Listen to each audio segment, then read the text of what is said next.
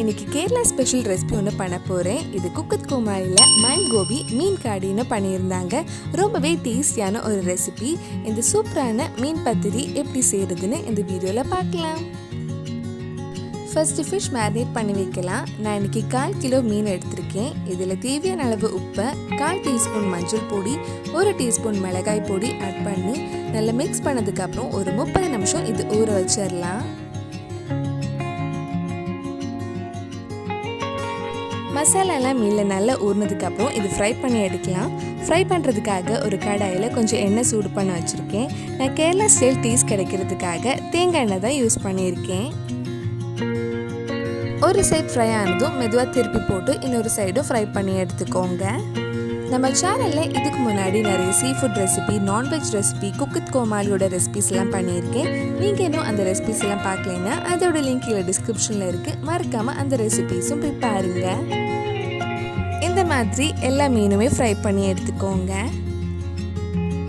இப்போ நம்ம மற்ற மசாலா ரெடி பண்ணலாம். ஃபிஷ் ஃப்ரை பண்ண அதே கடாயில் சின்னதாக கட் பண்ண ஒரு பெரிய வெங்காயம் சேர்த்து வதக்கலாம்.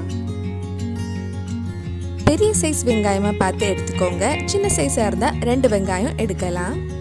வெங்காயம் கொஞ்சம் வதங்கி சாஃப்டானதும் இதில் தேவையான அளவு உப்பு, சின்னதாக கட் பண்ண 2 பச்சை மிளகாய், 1 டீஸ்பூன் இஞ்சி பூண்டு பேஸ்ட், கொஞ்சம் கருவேப்பிலையும் சேர்த்து வதக்கலாம். வெங்காயம் நல்லா வதங்கினதும் இதில் நம்ம மற்ற மசாலா ஆட் பண்ணலாம். இதில் 1/4 டீஸ்பூன் மஞ்சள் பொடி, 1/2 டீஸ்பூன் மல்லிப்பொடி, 1/2 டீஸ்பூன் மிளகாய் பொடி, 1/4 டீஸ்பூன் கரம் மசாலா சேர்த்து அந்த மல்லிப்பொடி மிளகாய் பொடி பச்சை வாசனை போகிற வரைக்கும் கொஞ்சம் நேரம் வதக்கலாம். பச்சை வாசனைலாம் போனதுக்கு அப்புறம் சின்னதாக கட் பண்ண ஒரு தக்காளி சேர்த்து ஒரு 2 நிமிஷம் வதக்கலாம். மசாலா கூட சேர்த்து நல்லா மிக்ஸ் பண்ணதுக்கு அப்புறம் தக்காளி நல்லா வேகிற வரைக்கும் மூடி வச்சு வேக வைக்கலாம். அடி பிடிக்காம இருக்கிறதுக்காக நடுவில் கொஞ்சம் கிண்டி விட்டுக்கோங்க. வெங்காய தக்காளி எல்லாம் வதங்கி மசாலா சூப்பராக ரெடி ஆயிருக்கு. இது ரெடி ஆகிற டைமில் நம்ம ஃபர்ஸ்ட் ஃப்ரை பண்ண ஃபிஷ் இந்த மாதிரி குட்டி குட்டி பீஸை கட் பண்ணி வச்சுக்கோங்க. ஒரு மிக்ஸி ஜாரில் 1/4 கப் துருவின தேங்காய், 1/2 டீஸ்பூன் சோம்பு சேர்த்து இந்த மாதிரி நல்லா ஸ்மூத்தாக அரைச்சி எடுத்துக்கோங்க.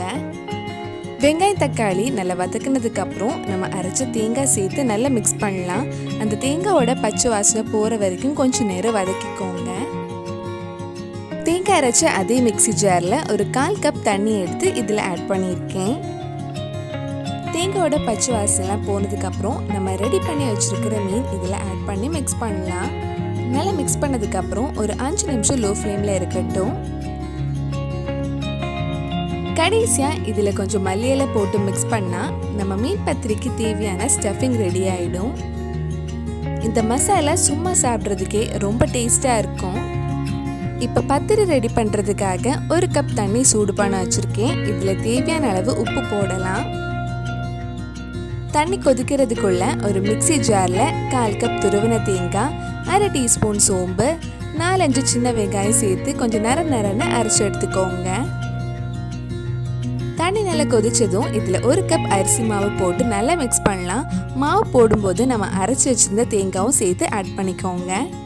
1 கப் அரிசி மாவுக்கு 1 கப் தண்ணி எடுத்திருக்கேன். இதெல்லாம் சேர்த்து நல்லா மிக்ஸ் பண்ணதும் ஆஃப் பண்ணிடலாம். மாவு கொஞ்சம் ஆறினதுக்கு அப்புறம் இந்த மாதிரி நல்லா பெஸ்ட் எடுத்துக்கோங்க. தேவைப்பட்டால் கொஞ்சம் எண்ணெய் ஆட் பண்ணிக்கலாம். ஒரு சின்ன பீஸ் வாழையில எடுத்திருக்கேன். அதில் கொஞ்சம் எண்ணெய் தடவிக்கோங்க. எண்ணெய் தடவினதுக்கு அப்புறம் நம்ம மாவு கொஞ்சம் எடுத்து இந்த மாதிரி தட்டலாம். இந்த மாதிரி ரவுண்டாக தட்டினதும் நம்ம ரெடி பண்ணி வச்சிருக்கிற மீன் மசாலா இதில் கொஞ்சம் ஸ்ப்ரெட் பண்ணலாம். மசாலா ஃபுல்லாக ஸ்ப்ரெட் பண்ணதுக்கப்புறம் நான் இன்னொரு வாழை இலையில் இதே மாதிரி ரவுண்ட் பத்திரி ரெடி பண்ணி வச்சுருந்தேன். அது இதுக்கு மேலே வச்சு ஃபுல்லாக சைடில் கவர் பண்ணலாம். இந்த மாதிரி சைட் ஃபுல்லாக சீல் பண்ணி நல்லா கவர் பண்ணதுக்கப்புறம் இன்னொரு வாழையில் மேலே வச்சு நம்ம இட்லி தட்டில் ஒரு 15-20 நிமிஷம் வேக வச்சு எடுக்கலாம்.